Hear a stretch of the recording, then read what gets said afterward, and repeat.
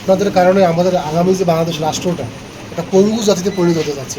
Sir manager বলেন, কারণ অপারেশনের ম্যানেজার বলেন বা ডিজেল স্যার বলেন, সবাই যাবে, কারণ আমার যোগসূত্রে একদম টোটালি স্যার সবার সাথে।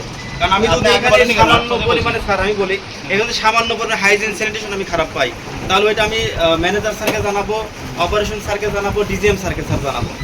তাহলে স্যার এইখানে আমি কালেকশন করি নেই, বা হচ্ছে এখানে আমি সকালে আসলাম, আসার পর আমি জাস্ট কোয়ালিফাই করছি একটা এফসিএস জাস্ট ফিজিক্যালি ওয়াইলের উপস্থিতি পাইছি আমি। আপনি সবার নাম বলতে বলেন, তাদেরকে আমরা আইনা দেন।